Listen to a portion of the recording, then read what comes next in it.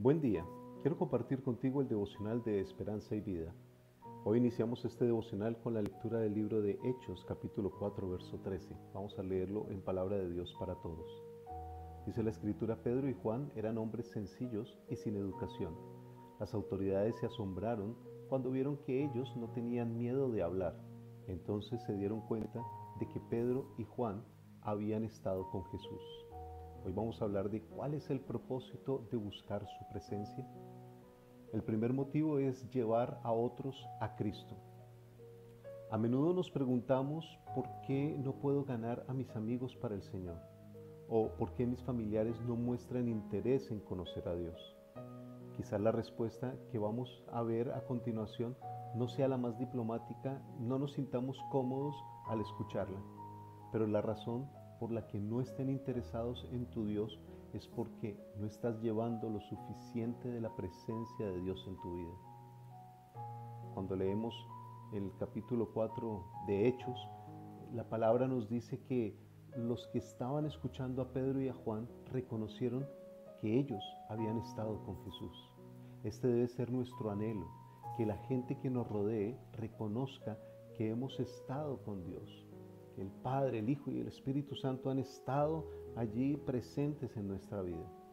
Que sea tan fuerte su presencia en nosotros que el lugar donde estemos, la gente que se encuentre allí pueda tener un encuentro real con Dios, aun si nosotros no hemos hablado nada. Quiero que miremos otro punto en Hechos capítulo 5, versos 14 y 16 en la Nueva Traducción Viviente. Dice: sin embargo, cada vez más personas, multitudes de hombres y mujeres, creían y se acercaban al Señor.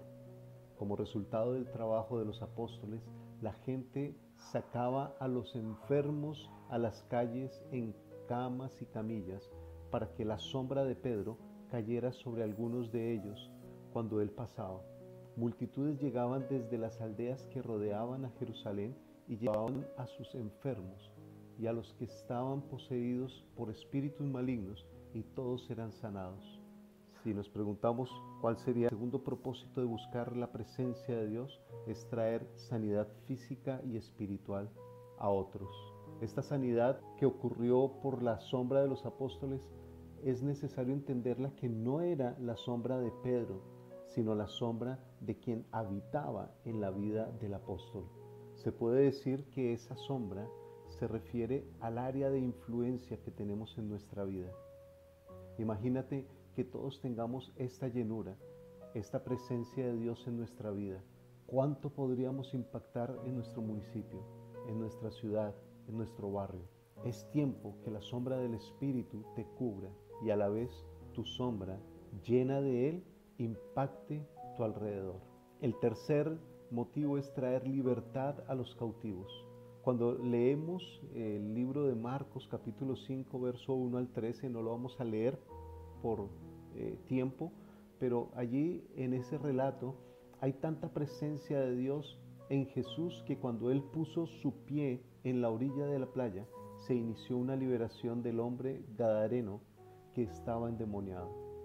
Uno de los pasajes favoritos míos es Juan capítulo 14 verso 12 al 14. Lo voy a leer en la Nueva Traducción Viviente.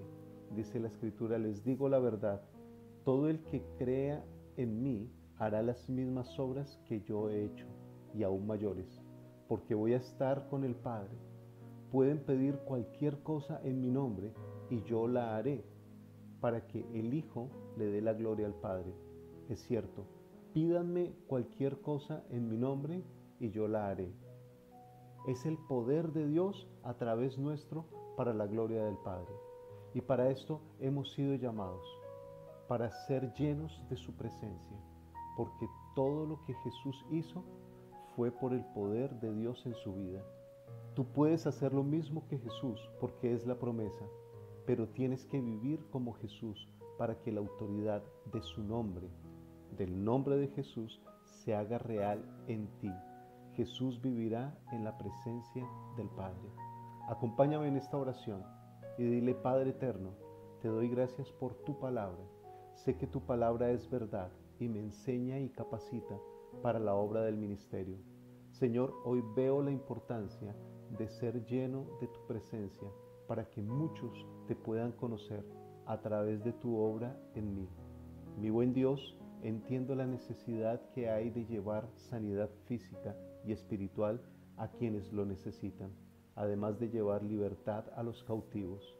Te lo pido creyendo en el poderoso y glorioso nombre de Jesús. Amén. Soy el pastor Alejandro Castillo y te espero en el próximo devocional de Esperanza y Vida.